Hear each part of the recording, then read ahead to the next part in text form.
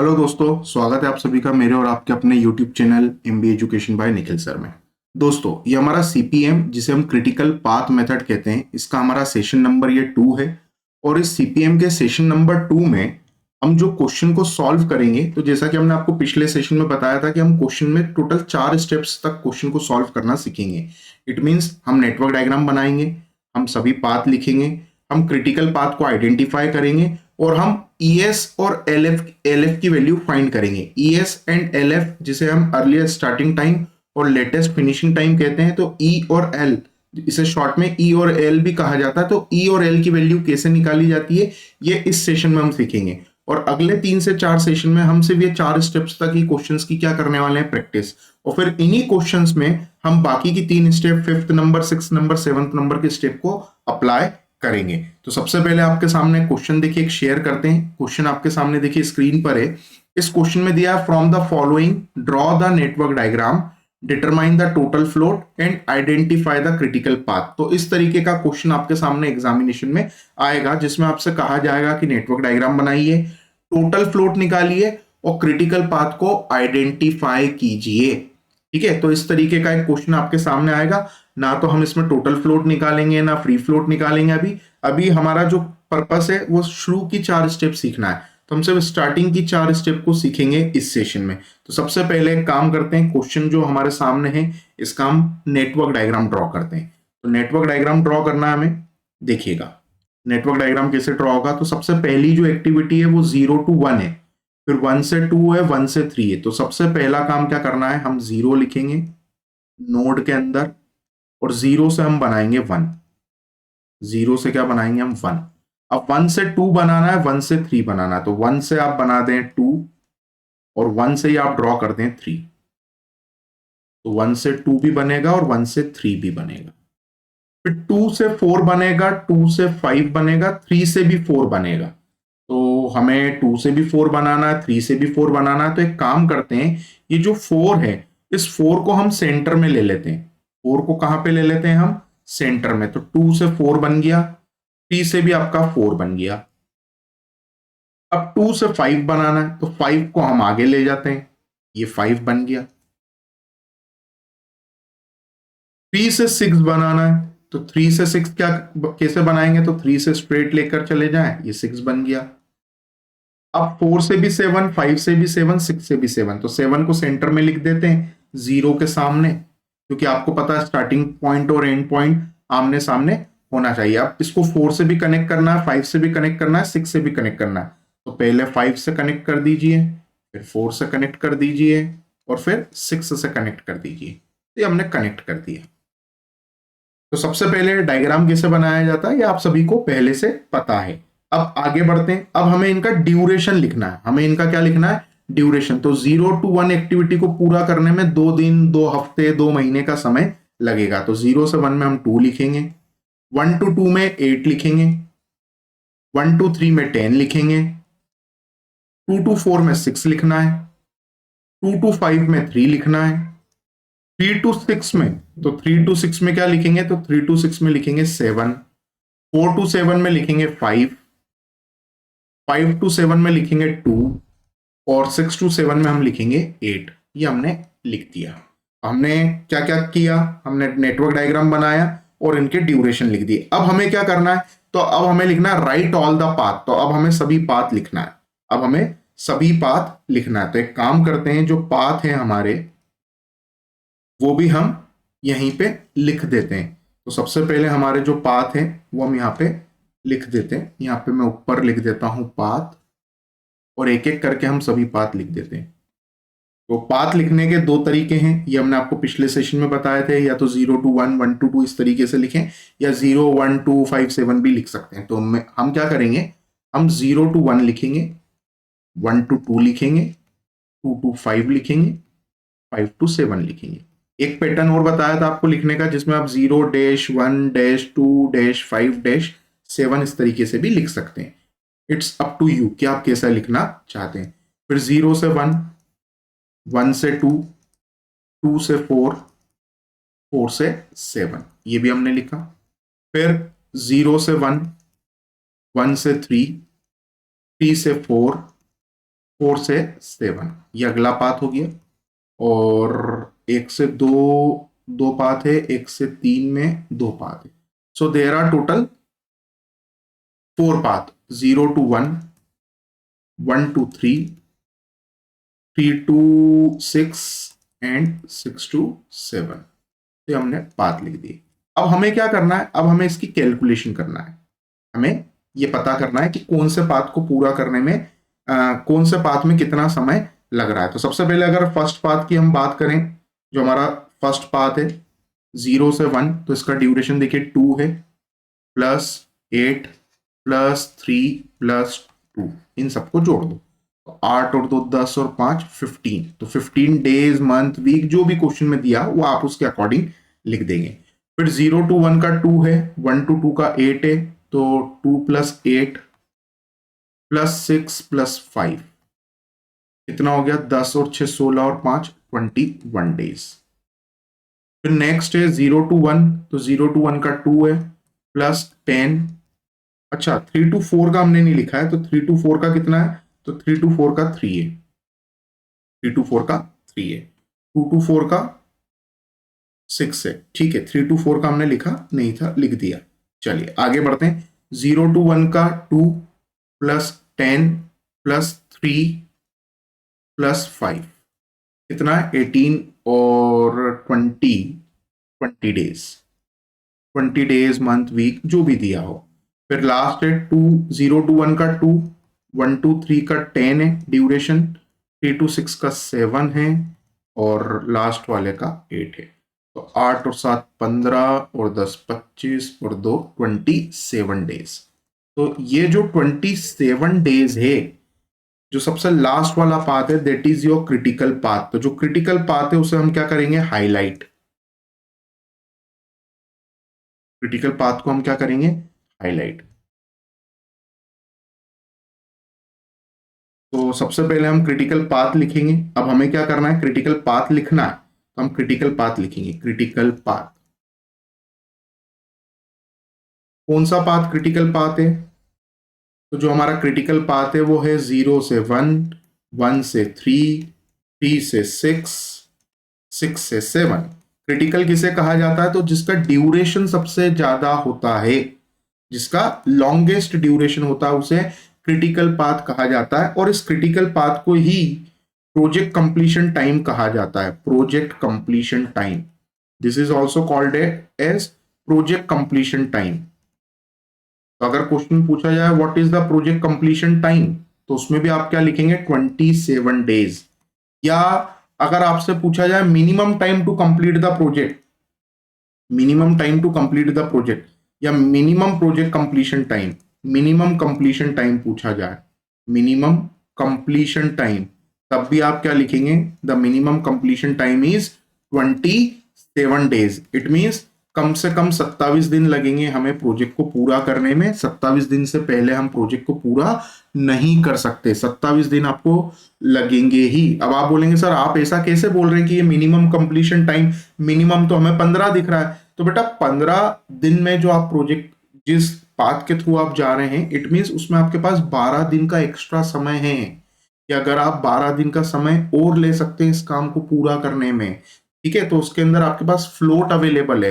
Critical path क्या होता है, तो जो क्रिटिकल का मतलब होता है सबसे इंपॉर्टेंट। इट मीन्स इस पाथ को आपको डिले, इन एक्टिविटीज को आपको डिले नहीं होने देना है। अगर ये एक्टिविटीज आपकी डिले हो गई तो आपका पूरा प्रोजेक्ट डिले हो जाएगा। तो क्रिटिकल का मतलब क्या होता है, क्रिटिकल मतलब सबसे ज्यादा ध्यान आपको इसके ऊपर देना है। अगर आपने इसके ऊपर ध्यान नहीं दिया, ये एक्टिविटीज अगर आपकी डिले हो गई, ये एक्टिविटीज अगर आपकी डिले हो गई, तो आपका पूरा प्रोजेक्ट डिले हो जाएगा। आप किसी और पाथ के थ्रू काम करते हैं तो आप उनको डिले कर सकते हैं। क्रिटिकल का मतलब है जिसके ऊपर प्रोजेक्ट मैनेजर को सबसे ज्यादा ध्यान देना है कि ये काम डिले नहीं होना चाहिए। 0 to 1 एक्टिविटी डिले नहीं होना चाहिए, 1 से 3 एक्टिविटी डिले नहीं होना चाहिए, ठीक है। बाकी की एक्टिविटीज को आप डिले कर सकते हैं क्योंकि उसके अंदर आपके पास एक्स्ट्रा टाइम है, उसके लिए आपके पास एक्स्ट्रा टाइम है। लेकिन आप 1 से 2 को, 0 से 1 को और 1 से 3 को डिले नहीं कर सकते। तो क्वेश्चन में जब पूछा जाए क्रिटिकल पाथ बताइए, तो क्रिटिकल पाथ में आप लिखेंगे कि 0 से 1, 1 से 3, 3 से 6, 6 से 7 हमारा क्रिटिकल पाथ है, जिसका ड्यूरेशन सबसे ज्यादा होता है उसे क्रिटिकल पाथ कहा जाता है। और क्रिटिकल पाथ को आपको क्या करना है, हाईलाइट करना है। तो देखिए अब आपको नेटवर्क डायग्राम में सबसे अलग क्या दिख रहा है, क्रिटिकल पाथ। आगे बढ़ते हैं, अब हमें क्या फाइंड करना है, हमने आइडेंटिफाई कर लिया क्रिटिकल पाथ, अब हमें ईएस और एलएफ निकालना सीखना है। अब देखिए ईएस और एलएफ हमें सीखना है, तो ईएस और एलएफ को हम शॉर्ट में ई और एल लिखेंगे। तो यहाँ पे मैं ई लिखूंगा, यहाँ पे मैं एल लिखूंगा, मुझे ई और एल निकालना सीखना है। तो ई और एल कैसे निकाला जाएगा, देखिए यहां भी हम ई लिख देते हैं और एल लिख देते हैं। 5 पे भी हम ई लिखते हैं और एल लिखते हैं। फिर 7 पे भी हम ई लिखते हैं और एल लिखते हैं। फिर 4 पे भी हम ई लिखते हैं और एल लिखते हैं। हमें हर एक एक्टिविटी, हर एक इवेंट का ई और एल पता करना है। ई और एल, ई एंड एल। अब पहले ई और एल के कंसेप्ट को समझ लें। अब देखिए ई, जिसे हम ES भी कहते हैं, इसका full form earliest starting time होता है। अर्लीस्ट स्टार्टिंग टाइम होता है, अर्लीस्ट स्टार्टिंग टाइम इसका फुल फॉर्म होता है। एल, जिसे हम LF भी बोलते हैं, जिसका full form latest finishing time होता है। लेटेस्ट फिनिशिंग टाइम होता है, ठीक है। अब इसको डिटेल में समझने से पहले आप ये समझें कि जो E और L होता है, जो E और L होता है, जिसे ES और LF या अर्लीस्ट स्टार्टिंग टाइम और लेटेस्ट फिनिशिंग टाइम भी कहते हैं, सबसे पहले वो आपको क्रिटिकल पाथ पे पता करना है। क्यों पता करना है क्रिटिकल पाथ का E और L? क्योंकि क्रिटिकल पाथ पे E और L हमेशा बराबर होगा, इक्वल होगा। क्रिटिकल पाथ पे E और L हमेशा इक्वल होगा। तो हमेशा कभी भी आपके सामने जब CPM का या PERT का क्वेश्चन आएगा और आपको अगर E और L निकालना होगा, तो सबसे पहले E और L हम क्रिटिकल पाथ के लिए पता करेंगे। क्यों पता करेंगे? क्योंकि क्रिटिकल पाथ पे जितनी भी एक्टिविटीज होती है, जो भी इवेंट होते हैं, उनका E और L हमेशा इक्वल आता है, हमेशा सेम आता है। तो पहले तो ये बात आपको ध्यान रखना है। तो सबसे पहले हम क्या करेंगे, क्रिटिकल पाथ में कौन कौन सी एक्टिविटीज है, ये कौन कौन से इवेंट आए हैं। तो 0 इज ऑन क्रिटिकल पाथ, 1 भी क्रिटिकल पाथ पे है, 3 भी क्रिटिकल पाथ पे है, 6 भी क्रिटिकल पाथ पे है और 7 भी क्रिटिकल पाथ पे है। So these all event are on the critical path. और जो 2, 5 और 4 आपको दिख रहा है, ये नॉन क्रिटिकल पाथ है। ये नॉन क्रिटिकल पाथ पे एक्टिविटीज गिवन है या नॉन क्रिटिकल पाथ पे आपको इवेंट गिवन है। तो सबसे पहले ई और एल आपको क्रिटिकल पाथ पे पता करना है। तो कैसे पता करेंगे, देखिए एकदम आसान है। स्टार्टिंग में हमेशा 0 लिखते हैं, स्टार्टिंग में हमेशा 0 लिखते हैं। इट मींस किसी भी काम को अगर आप आज शुरू करते हैं तो आज मतलब 0। अब 0 to 1 को पूरा करने में कितने दिन लगेंगे, 2 दिन। तो 0 में 2 को जोड़ दो, ये 2 को जोड़ दिया। फिर 2 में 10 को प्लस कर दो, तो 2 + 10 कितना हो गया, 12 हो गया। देखिए कितना आसान है। तो 12 में 7 ऐड करना है, 19 हो गया। दोनों जगह बराबर लिखना है। 19 में 8 प्लस कर दो, 27 आ गया। तो सबसे पहले क्रिटिकल पाथ पे ई और एल निकालना है, ठीक है। सबसे पहले किस पे निकालना है, क्रिटिकल पाथ पे। इसमें अभी मैंने आपको कंसेप्ट समझाया ही नहीं है। EST और LFT का भी मैंने आपको कंसेप्ट नहीं समझाया, मैंने सिर्फ ये बताया कि सबसे पहले ई और एल किस पे निकालो, क्रिटिकल पाथ पे। क्रिटिकल पाथ पे ई और एल हमेशा क्या होगा, इक्वल होगा। तो सबसे पहले हमने क्या किया, जो क्रिटिकल पाथ था उसके ऊपर ई और एल की वैल्यू निकाल ली। अब क्या करना है, जो एक्टिविटीज नॉन क्रिटिकल पाथ पर है, इट मींस 2, 4 एंड 5, उस पे ई और एल कैसे निकालते हैं, तो उसके लिए आपको इसके कंसेप्ट को समझना होगा। देखिए अब ध्यान दीजिएगा। EST, जिसे अर्लीस्ट स्टार्टिंग टाइम कहते हैं, तो इसका नाम ही क्या है, स्टार्टिंग टाइम। इसका नाम ही क्या है, स्टार्टिंग टाइम, ठीक है। स्टार्टिंग टाइम इसका नाम है। इसका मतलब जहां से आपका नेटवर्क डायग्राम शुरू हुआ है, वहां से इसकी कैलकुलेशन की जाती है। EST का फुल फॉर्म क्या है, अर्लीस्ट स्टार्टिंग टाइम। इसका मतलब जहां से आपका नेटवर्क डायग्राम शुरू हुआ है, वहां से इसकी कैलकुलेशन की जाती है। इट मींस जब स्टार्टिंग टाइम निकालेंगे तो हम 0 से 1 जाएंगे, 1 से 2 जाएंगे, 2 से 5 जाएंगे, 5 से 7 जाएंगे। या जब हम E निकालेंगे तो 0 से 1 जाएंगे, 1 से 2 जाएंगे, 2 से 4 जाएंगे या 3 से 4 जाएंगे। इट मींस आपको जहां से नेटवर्क डायग्राम आपका शुरू हुआ है, वहां से इसकी वैल्यू निकालना है, ठीक है। क्योंकि इसका नाम ही क्या है, अर्लीस्ट स्टार्टिंग टाइम। तो इसकी क्योंकि कैलकुलेशन जो होती है वो नेटवर्क डायग्राम जहां से स्टार्ट हुआ है वहां से होती है और वहां से हम आगे बढ़ते हैं, इसीलिए इसे फॉरवर्ड पास कंप्यूटेशन भी कहा जाता है। क्या कहा जाता है? Forward pass computation. जहां से आपका नेटवर्क डायग्राम शुरू हुआ वहां से इसे निकालना है। ठीक है, तो स्टार्ट मतलब फॉरवर्ड, आगे से, पास कंप्यूटेशन भी इसे कहा जाता है। और अगला है लेटेस्ट फिनिशिंग टाइम। लेट से लेट किसी भी काम को कब पूरा करेंगे, तो लेटेस्ट नाम ही क्या है? फिनिशिंग। इट मींस इसकी जो वैल्यू है वो नेटवर्क डायग्राम में पीछे की तरफ से निकलती है। पीछे की तरफ का मतलब एल की जब वैल्यू निकालेंगे तो 7 से 5 पे आएंगे, 5 से 2 पे आएंगे। ठीक है, या जब आपको 4 पे एल की वैल्यू निकालनी होगी तो आप 7 से 4 पर आएंगे। तो आप क्या करेंगे, इसमें पीछे की तरफ से आएंगे, नेटवर्क डायग्राम में पीछे की तरफ से आएंगे, इसलिए इसको कहा जाता है बैकवर्ड पास कंप्यूटेशन। जहां पे आपका नेटवर्क डायग्राम क्या हुआ है? फिनिश हुआ है, वहां से इसकी वैल्यू आपको निकालना है, तो इसलिए इसको बैकवर्ड पास कंप्यूटेशन भी कहा जाता है। तो सबसे पहले नाम समझने के लिए एक बार फिर से, अर्लीस्ट स्टार्टिंग टाइम। तो जब स्टार्टिंग टाइम की वैल्यू निकलेगी तो नेटवर्क डायग्राम में आगे की तरफ से निकलेगी। कहां से निकलेगी? नेटवर्क डायग्राम में आगे की तरफ से वैल्यू निकलेगी। ये एरो लगाया, इट मींस आगे की तरफ से निकालना है।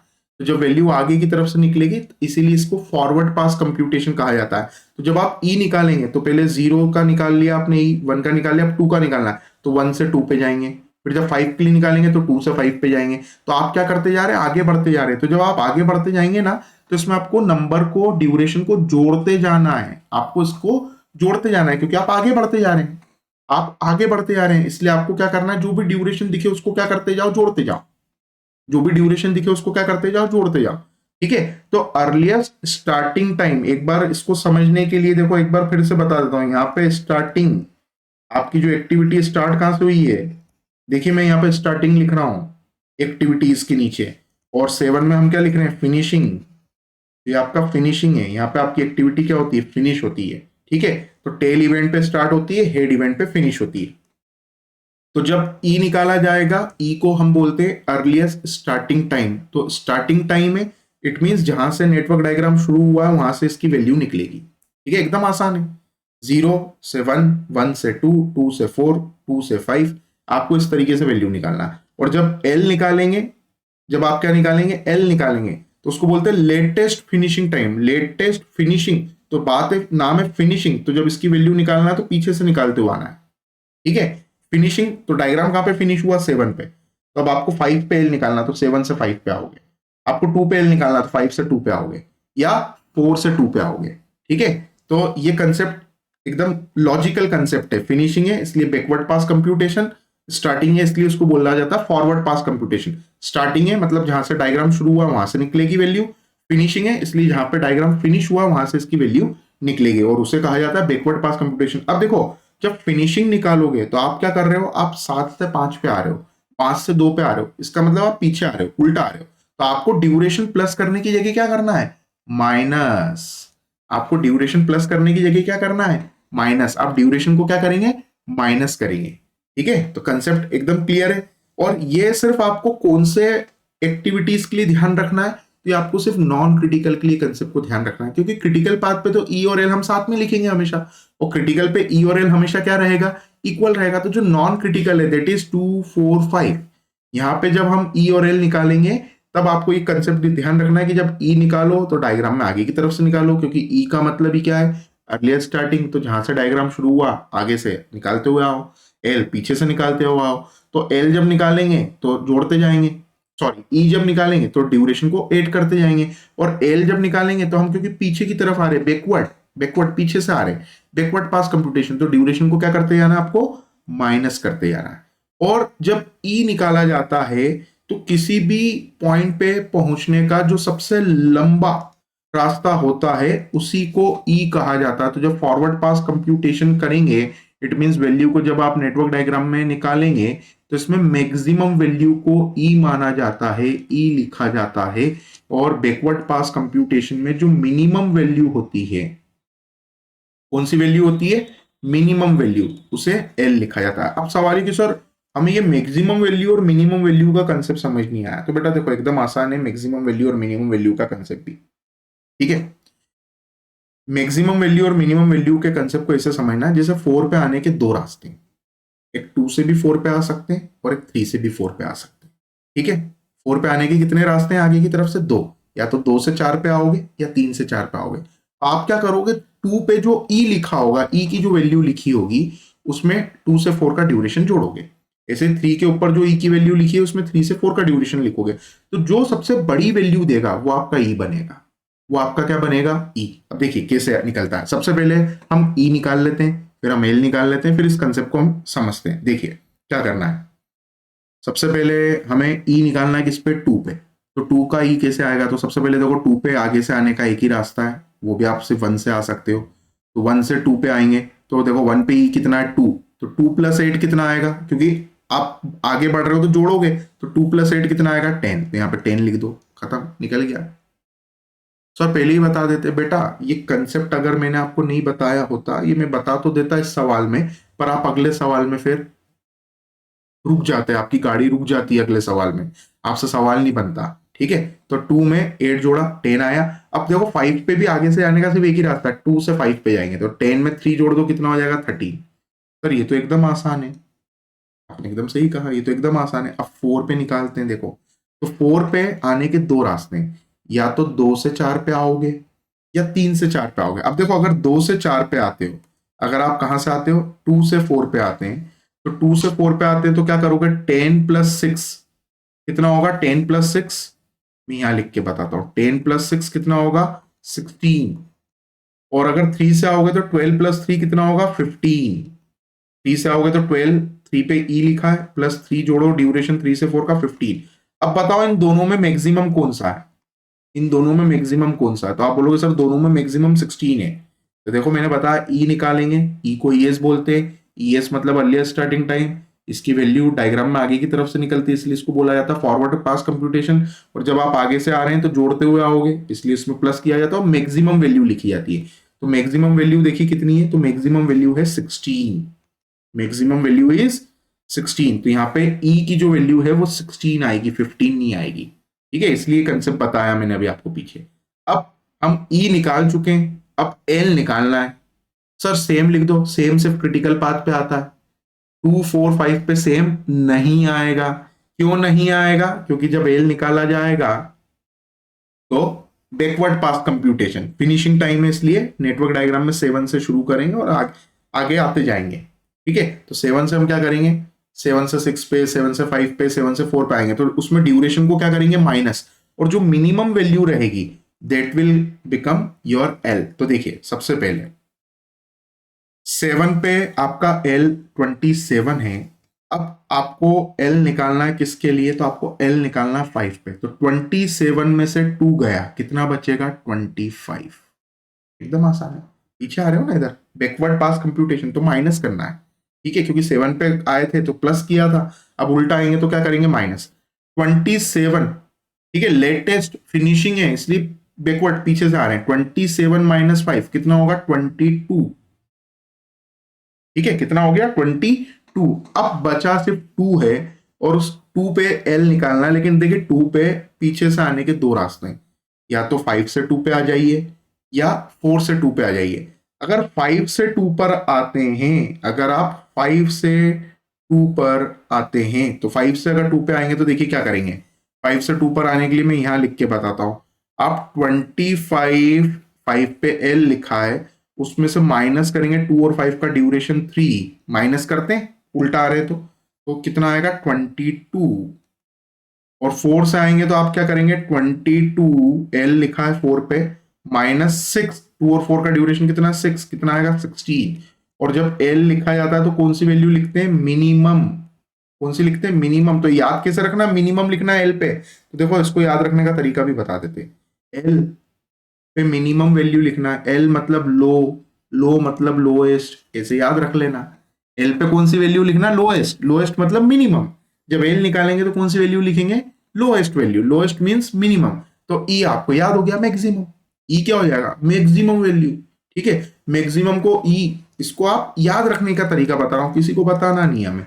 ई निकालना, तो ये कौन सी वैल्यू, एक्सट्रीम, एक्सट्रीम मतलब बड़ी वैल्यू, ठीक है। तो एल के लिए कौन सी, लोएस्ट, और ई या तो आप एक्सट्रीम लिख लें या आप इसको ऐसे याद रख लें, एक्सट्रीम की जगह आप एक्सेस लिख लें, एक्सेस मतलब ज्यादा, एक्सेस मतलब ज्यादा, ये याद रखने का तरीका, ठीक है, एक्सेस।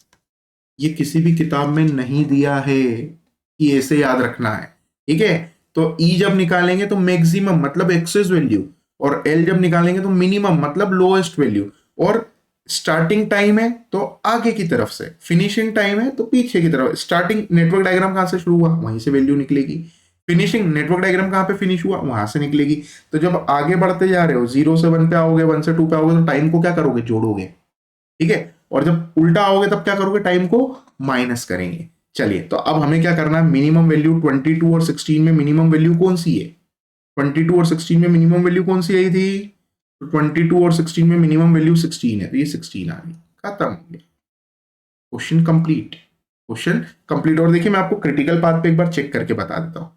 देखिए 3 पे उल्टा आने के कितने तरीके हैं, दो, या तो 4 से 3 पे आओगे या 6 से 3 पे आओगे, करेक्ट है। या तो 4 से 3 पे आओगे, तो अगर 4 से 3 पे आते हो तो देखो 22 माइनस 3 कितना करोगे, 19 आएगा। और जब 6 से 3 पे आओगे तो क्या करोगे, 19 माइनस 7 कितना आएगा, 12। तो देखो मिनिमम कितना आया, 12, और देखो लिखा भी कितना है, 12। तो क्रिटिकल पाथ पे एल हमेशा सबसे छोटा दिखेगा, ई आपको हमेशा सबसे बड़ा दिखेगा, ठीक है। अब जैसे अगर आप क्या करते हैं, आप अगर 5 से 7 पे जाना, तो 5 से 7 पे जाने के लिए क्या करोगे, 13 प्लस 2 कितना आएगा बेटा, तो 13 प्लस 2 आप बोलोगे सर 15 आ रहा है, ठीक है। तो 13 प्लस 2 आपने बोला 15 आ रहा है। 4 से अगर 7 पे जाते हैं तो 16 प्लस 5 कितना आएगा, 21। और 6 से जाएंगे तो 19 प्लस 8 कितना आ रहा है, 27। क्या, ई, ठीक है। क्या किसकी बात हो रही है, ई की। अब बताइए मैक्सिमम कौन सा है, सर आपने बोला मैक्सिमम सर 27 है, तो देखो लिखा भी क्या है, 27। तो बाय डिफॉल्ट क्रिटिकल पाथ पे ई सबसे बड़ा दिखेगा, एल सबसे छोटा दिखेगा। इसलिए सबसे पहले क्या करना, क्रिटिकल पाथ पे ई और एल निकाल लेना, फिर बाकी के पाथ पे आपको ई और एल का कंसेप्ट समझने के लिए ये याद रखना है, ई क्या होता है, एल क्या होता है, और ये कंप्लीट। तो हमने क्या किया, हमने इस सेशन में टोटल 4 स्टेप सीखी। अब अगला जो सेशन रहेगा उसमें भी हम यही 4 स्टेप सीखेंगे अगले क्वेश्चन में, और फिर से ये सब चीजें मैं आपको बताऊंगा, ई क्या होता है, एल क्या होता है, backward pass computation, forward pass computation, maximum value, minimum value याद रखने का तरीका भी दे दिया हमने आपको इसके साथ फ्री, कि मिनिमम वैल्यू मतलब lowest, maximum value means excess. इस तरीके से आप इसको याद रखेंगे। और देखिए फिर इसके बाद हम क्या करेंगे, जब आगे 4 सेशन में हमारा क्वेश्चन हो जाएगा, फिर टेबल हम आपके सामने शेयर करेंगे और उस टेबल को फिर हम फिल करेंगे। चलिए, तो इस सेशन को इतने ही रखते हैं, लेकिन सबसे इंपॉर्टेंट अनाउंसमेंट, अगर आपने अभी तक चैनल को सब्सक्राइब नहीं किया है, बेल आइकन प्रेस नहीं किया, आप चैनल को सब्सक्राइब कर लें, साथ में आप बेल आइकन प्रेस कर दें, क्योंकि न्यू वीडियोस की नोटिफिकेशन आपको तभी मिलेंगे जब आपने चैनल को सब्सक्राइब किया होगा, बेल आइकन प्रेस किया होगा। साथ में अगर आप इसके free notes, PDF and solve paper चाहते हैं तो दिए गए व्हाट्सअप नंबर पे व्हाट्सअप कर सकते हैं, and I will share the free notes and PDF and solve paper with you on WhatsApp. तो इस सेशन को इतने ही रखते हैं, अब हमारी मुलाकात अगले सेशन में होगी और उसमें फिर हम ये 4 स्टेप सीखेंगे।